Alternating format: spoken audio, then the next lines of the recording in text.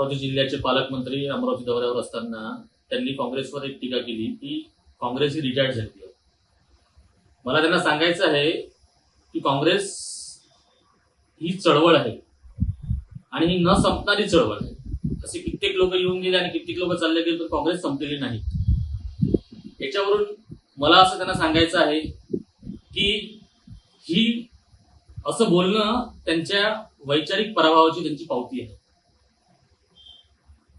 तुम्ही शेतकऱ्यांवर बोलत नाही, तुम्ही कर्जमाफीवर बोलत नाही, तुम्ही बाकीच्या कुठल्याच विषयावर बोलत नाही. तुम्ही नुसतं तोडण्याची भाषा बोलता, तुम्ही जोडण्याची भाषा बोलतच नाही.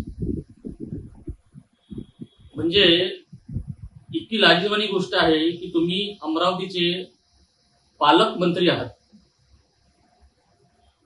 पालकत्व तुम्ही अमरावती जिल्ह्याचं स्वीकारलेलं आहे आणि ज्या रोडवर, ज्या हॉटेलमध्ये सगळे अवैध धंदे चालतात, तुम्हाला तेच एक हॉटेल दिसतंय, तिथे तुम्ही नाश्ता करायला, ब्रेकफास्ट करायला जाताय आणि तुम्ही असं म्हणतात आहे की काँग्रेस रिटायर्ड झालेली आहे मेंटली.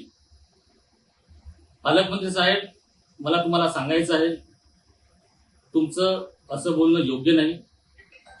माणसाची वैचारिक जी लेवल आहे ती तुमची वैचारिक लेवल ढासळलेली आहे. ज्यांना आमचे विचार झेपत नाही त्यांनी आम्हाला रिटायर्ड म्हणू की अजून काही म्हणू, आम्हाला तेवढं कळते. त्यांना आमची वैचारिक लेवलच त्यांना झेपत नाही, त्याला काही इलाज नाही. आणि दुसरी गोष्ट की काल परवा अमरावतीमध्ये पालकमंत्री साहेब 5 किलो ड्रग्ज सापडले. पूर्ण जिल्ह्यामध्ये नशेचं वातावरण तयार झालंय मंत्री साहेब, आणि पूर्ण युवा वर्ग हा नशेच्या पूर्ण जाळीत बांधला चाललेला आहे. तुम्ही मर्डर बद्दल बोलत नाही, ही तुमच्या कामाची पोचपावती आहे का? म्हणून थोडीशी टीका करताना, जेव्हा या अमरावतीच्या जिल्ह्यामध्ये जेव्हा काँग्रेसच्या पालकमंत्री होत्या किंवा काँग्रेसचे पालकमंत्री होते, तेव्हाच गुंडेगिरीचं प्रमाण, ड्रग्जचं प्रमाण आणि आताचं ड्रग्जचं प्रमाण किती मोठ्या प्रमाणात वाढलेलं आहे.